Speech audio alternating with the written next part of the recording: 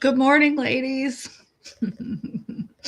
I know most of y'all are probably at church this morning. I got up at 5:30, my normal time, and walked around the kitchen for a minute and was like, "Man, I'm still tired. I think I'm just gonna I let the dog do what the dog had to do, and then I went and lay down in our spare room. I was like, I'm just gonna lay on this bed for a minute." And I slept for another 4 hours. So I've been up for a couple hours talking to mom and obviously not doing my hair or makeup or anything. I'm just tired today. Yesterday was such a chaotic, busy, amazing day. And so I'm late getting around this morning. I'm late. We had to miss church because we got home so late last night. But if you didn't see the prom pictures, thank you, Mallory. If you didn't see them, they were, oh my gosh, those kids were so beautiful. And they danced. When we picked them up, one of the leaders said, um, kids had an amazing time, but they didn't, she said, I don't think anybody had as much fun on the dance floor as Marin and Julian. She said they were just having a blast.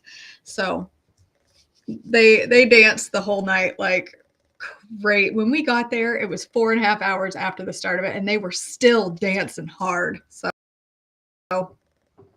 anyway, there's Marin still sound asleep. I feel like she's gonna be sound asleep for a little while. Oh, all right, my friends. March 24th. Ai defeats the Israelites. Joshua 7:1. But Israel violated the instructions about the things set apart for the Lord. A man named Achan had stolen some of these dedicated things, so the Lord was very angry with the Israelites. Achan was the son of Carmi, a descendant of Zimri, son of Zerah, of the tribe of Judah. I'm going to shut off my phone.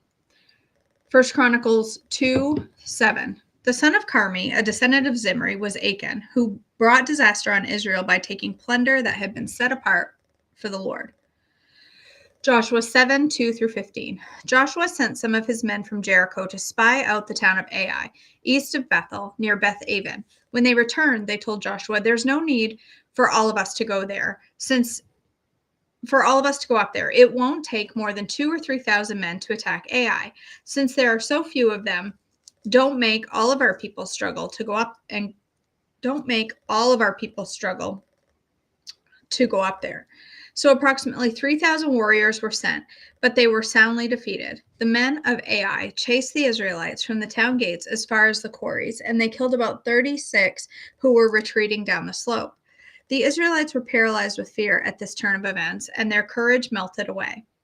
Joshua and the elders of Israel tore their clothing in dismay, threw dust on their heads, and bowed face down to the ground before the ark of the Lord until evening. Then Joshua cried out, O sovereign Lord, why did you bring us across the Jordan River if you were going to let the Amorites kill us? If only we had been content to stay on the other side. Lord, what can I say now that Israel has fled from its enemies? For when the Canaanites and all the other people living in the land hear about it, they will surround us and wipe our name off the face of the earth. And then what will happen to the honor of your great name? But the Lord said to Joshua, get up. Why are you laying on your face like this? Israel has sinned and broken my covenant. They have stolen some of the things that I commanded must be set apart for me. And they have not only stolen them, but have lied about it and hidden the things among their own belongings. That is why the Israelites are running from their enemies in defeat. For now, Israel itself has been set apart for destruction. I will not remain with you any longer unless you destroy the things among you that were set apart for destruction. Get up, command the people to purify themselves in preparation for tomorrow. For this is what the Lord, the God of Israel, says. Hidden among you, O Israel, are the things set apart for the Lord. You will never defeat your enemies until you remove these things from among you. In the morning, you must present yourselves by tribes, and the Lord will point out the tribe to which the guilty man belongs. The tribe must come forward with its clans, and the Lord will point out the guilty clan. That clan will then come forward, and the Lord will point out the guilty family. Finally, each member of the guilty family must come forward one by one. The one who has stolen what was set apart for destruction will himself be burned with fire, along with everything he has, for he has broken the covenant of the Lord and has done a horrible thing in Israel. Achan's sin, Joshua 7:16 through 26. Early the next morning, Joshua brought the tribes of Israel before the Lord, and the tribe of Judah was singled out. The clans of Judah came forward, and the clan of Zerah was singled out.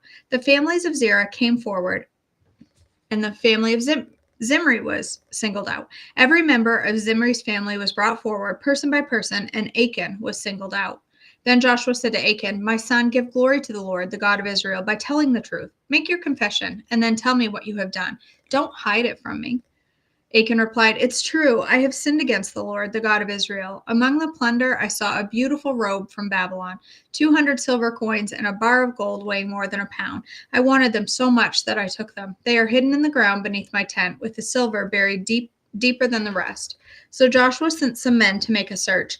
They ran to the tent and found the stolen goods hidden there, just as Achan had said, with the silver buried beneath the rest. They took the things from the tent and brought them to Joshua and all of the Israelites. Then they laid them on the ground in the presence of the Lord. Then Joshua and all the Israelites took Achan, the silver, the robe, the bar of gold, his sons, daughters, cattle, donkey, sheep, goats, tent, and everything he had, and they brought them to the valley of Achor. Then Joshua said to Achan, "Why have you brought trouble on us? The Lord will now bring trouble on you." And all the Israelites stoned Achan and his family and burned their bodies. They piled a great heap of stones over Achan, which remains to this day. That is why the place has been called the Valley of Trouble ever since. So the Lord was no longer angry. The Israelites defeat Ai, Joshua 8:1 through 29. Then the Lord said to Joshua, "Do not be afraid or discouraged. Take all of your fighting men and attack Ai, for I have given you the king of Ai, his people, his town, and his land. You will destroy them as you destroyed Jericho and its kings. But this time you may keep the plunder and the livestock for yourself.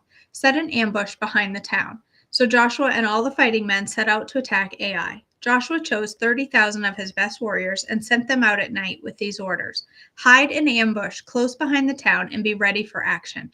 When our main army attacks the men of Ai, the men of Ai will come out to fight as they did before, and we will run away from them. We will let them chase us until we have drawn them away from the town. For they will say, 'The Israelites are running away from us as they did before.' Then, while we are running from them, you will jump up from your ambush and take possession of the town, for the Lord your God will give it to you. Set the town on fire, as the Lord has commanded. You have your orders." So they left and went to the place of ambush between Bethel and the west side of Ai. But Joshua remained among the people in the camp at night. Early the next morning, Joshua roused his men and started towards Ai, accompanied by the elders of Israel. All the fighting men who were with Joshua marched in front of the town and camped on the north side of Ai, with a valley between them and the town, on the west side of the town. Oh, whoops, I missed a sentence. And camped on the north side of Ai, with a valley between them and the town. That night, Joshua sent about 5,000 men to lie in ambush between Bethel and Ai, on the west side of town. So they stationed the main army north of the town and the ambush west of the town. Joshua himself spent the night in the valley. When the king of Ai saw the Israelites across the valley, he and all of his army hurried out early in the morning and attacked the Israelites at a place overlooking the Jordan Valley. But he didn't realize there was an ambush behind the town. Joshua and the Israelites' army fled towards the wilderness as though they were badly beaten. Then all the men in the town were called out to chase after them. In this way, they were lured away from the town. There was not a man left in Ai or Bethel who did not chase after the Israelites, and the town was left wide open. Then the Lord said to Joshua, "Point the spear in your hand towards Ai, for I will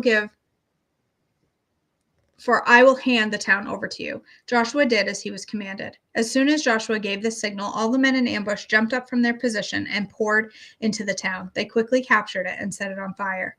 When the men of Ai looked behind them, smoke from the town was filling the sky, and they had nowhere to go. For the Israelites who had fled in the direction of the wilderness now turned on their pursuers. When Joshua and all the other Israelites saw that the ambush had succeeded and that smoke was rising from the town, they turned and attacked the men of Ai. Meanwhile, the Israelites who were inside the town came out and attacked the enemy from the rear. So the men of Ai were caught in the middle, with the Israelite fighters on both sides. Israel attacked them, and not a single person survived or escaped. Only the king of Ai was taken alive and brought to Joshua. When the Israelite army finished chasing and killing all the men of Ai in the open fields, they went back and finished off everyone inside. The entire population of Ai, including men and women, was wiped out that day, 12,000 in all. For Joshua kept holding out his spear until everyone who lived in the town of Ai was completely destroyed. Only the livestock and treasures of the town were not destroyed, for the Israelites kept these as plunder for themselves, as the Lord had commanded Joshua. So Joshua burned the town of Ai, and it became a permanent mound of ruins, desolate to this very day. Joshua impaled the king of Ai on a sharpened pole and left him there until evening. At sunset, the Israelites took down the body as Joshua commanded and threw it in front of the town gate. They piled a great heap of stones over him that can still be seen to this day. The Lord's covenant renewed. Joshua 8:30-35. Then Joshua built an altar to the Lord, the God of Israel, on Mount Ebal. He followed the commands that Moses, the Lord's servant, had written in the book of instruction. Make me an altar from stones that are uncut and have not been shaped with iron tools. Then on the altar they presented burnt offerings and peace offerings to the Lord. And as the Israelites watched, Joshua copied onto the stones of the altar the instructions Moses had given them. Then all the Israelites, foreigners and native born alike, along with the elders, officers, and judges, were divided into two groups. One group stood in front of Mount Gerizim, the other in front of Mount Ebal. Each group faced the other, and between them stood the Levitical priests carrying the ark of the Lord's covenant. This was all done according to the command that Moses, the servant of the Lord, had previously given for blessing the people of Israel. Then Joshua read to them all the blessings and curses Moses had written in the book of instruction. Every word of every command that Moses had ever given was read to the entire assembly of Israel, including the women and children and the foreigners who lived among them. The Gibeonites deceive Israel. Joshua 9:1-27. Now all the kings west of the Jordan River had heard what had happened. Oh my word, I can't form a sentence for some reason. These were the kings of the Hittites, Amorites, Canaanites, Perizzites, Hivites, and Jebusites who lived in the hill country in the western foothills and along the coast of the Mediterranean Sea as far north as the Lebanon Mountains. These kings combined their armies to fight as one against Joshua and the Israelites. But when the people of Gibeon heard what Joshua had done to Jericho and Ai, they resorted to deception to save themselves. They sent ambassadors to Joshua, loading up their donkeys with weathered saddlebags and old patched wineskins. They put on worn-out patched sandals and ragged clothes, and the bread they took with them was dry and moldy. When they arrived at the camp of Israel at Gilgal, they told Joshua and the men of Israel, "We have come from a distant land and asked you to make a peace treaty with us." The Israelites replied to the Hivites, "How do we know you don't live nearby? For if you do, we cannot make this treaty with you." They replied, "We are your servants." "But who are you?" Joshua demanded. "Where do you come from?" They answered, "Your servants have come from a very distant country. We have heard of the might of the Lord your God and all he did in Egypt. We have also heard what he did to the two Amorite kings east of the Jordan River, King Sihon of Heshbon and King Og of Bashan, who lived in Ashtoreth. So our elders and our people instructed us, take supplies for the long journey. Go meet with the people of Israel and tell them, we are your servants. Please make a treaty with us."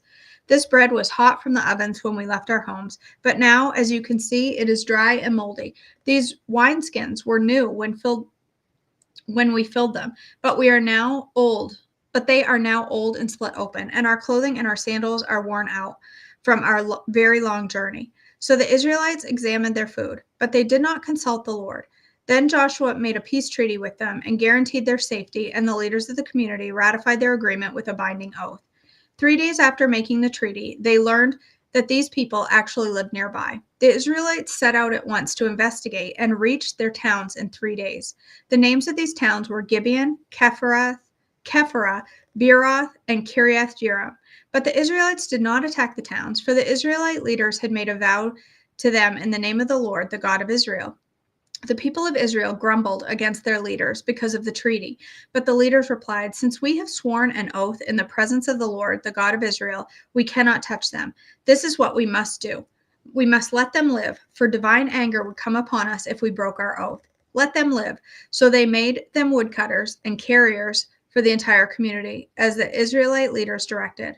Joshua called together the Gibeonites and said, Why did you lie to us? Why did you say that you live in a distant land when you live right here among us? May you be cursed. From now on, we will always be your servants who cut wood and carry water for the house of my God." They replied, "We did it because we, your servants, were clearly told that the Lord your God commanded his servant Moses to give you this entire land and to destroy all the people living in it. So we fear greatly for our lives because of you. That is why we have done this. Now we are at your mercy. Do to us whatever you think is right." So Joshua did not allow the people of Israel to kill them. But the day he made the Gibeonites, the woodcutters, and the water carriers for the community of Israel and for the altar of the Lord, wherever the Lord would choose to build it. And that is what they do to this day. That was a long one. All right. We are on page 99 of our poetry book. We're getting closer to the end here. This poem is titled "When I Needed Love." When I needed love, I said hello. You made a reply. That I just wanted to cry. When I needed love, a word of encouragement to lighten my day, words to burden me came my way. When I needed love, be a friend and be there for me. No time, and you didn't see. When I needed love, Jesus died 2,000 years ago. Love was extended, as you know. When I needed love, Jesus arose from the tomb in 3 days. Death was defeated in all of its ways. When I needed love, Jesus forgives and sets you free. A love that's there for you and me. March 26, 1999. All right.